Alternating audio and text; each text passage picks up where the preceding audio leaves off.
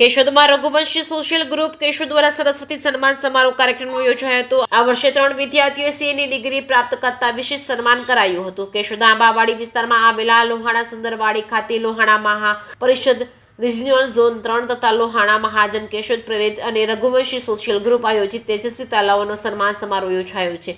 Raghuvanshi social ગ્રુપના પ્રમુખ મનીષભાઈ રાયચડાના જણાવ્યા મુજબ આ કાર્યક્રમ ધોરણ 9 થી માસ્ટર ડિગ્રી સુધીના વિદ્યાર્થીઓએ સિદ્ધિ પ્રાપ્ત કરી હોય તેઓને સન્માનિત કરવા માટે આ કાર્યક્રમ યોજવામાં આવ્યો હતો। આ કાર્યક્રમમાં સીલ તેમજ પ્રમાણપત્ર સ્પોન્સર સાંગાણી હોસ્પિટલના ડોક્ટર અજય સાંગાણી રહ્યા હતા। તેમજ દરેક વિદ્યાર્થીઓને નોટબુક લોહાણા ક્રાંતિ સેના દ્વારા આપવામાં આવી હતી। કાર્યક્રમની શરૂઆત મંચસ્થ મહેમાનો દ્વારા દીપ પ્રાગટ્ય કરીને કરવામાં આવી હતી। સાપ્તાહિક સ્વાગત દિનેશભાઈ કાનાબા દ્વારા કરવામાં આવ્યું હતું। ત્યારબાદ લોહાણા મહાજનના પ્રમુખ જીતુભાઈ લુકા મહેમાનોનું પુષ્પગુચ્છથી સ્વાગત કરવામાં આવ્યું હતું। પ્રાસંગિક ઉદ્બોધનમાં ડોક્ટર સ્નેહલ તન્નાએ જણાવ્યું હતું કે વિદ્યાર્થીઓને સન્માનથી તેમને જીવનમાં આગળ વધવાની પ્રેરણા પ્રાપ્ત થાય છે। કાર્યક્રમનું સફળ સંચાલન ચેતન રાજા દ્વારા કરવામાં આવ્યું હતું। કાર્યક્રમના અંતે દરેક વિદ્યાર્થીઓ અને વાલીઓ મહેમાનો માટે અલ્પાહારની વ્યવસ્થા કરવામાં આવી છે। જેકેસી ગુજરાતી સાથે રાજુ પંડ્યા, કેશોદ।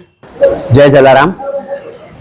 આજે કેશોદ મહાજન પ્રેરિત અને રઘુવંશી સોશિયલ ગ્રુપ આયોજિત વિદ્યાર્થીઓના સન્માનનો સમારંભ રાખવામાં આવેલો છે, જેની અંદર આજે લગભગ 72 જેટલા વિદ્યાર્થીઓને સન્માનિત કરવામાં આવેલા હતા, જેમાં ધોરણ 9 થી છેક સીએ સુધીના વિદ્યાર્થીઓને સન્માનિત કરવામાં આવ્યા છે।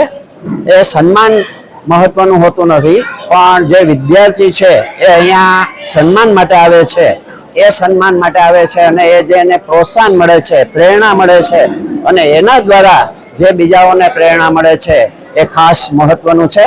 અને એટલા માટે આજે આ સન્માનનો કાર્યક્રમ રાખવામાં આવેલો હતો અને ત્યારબાદ સન્માન પછી જે કરાઓકે દ્વારા ગીતો પણ રજૂ કરવામાં આવ્યા હતા અને ત્યારબાદ અલ્પાહારનો પણ કાર્યક્રમ રાખવામાં આવ્યો હતો। જય જલારામ, જય રઘુવીર।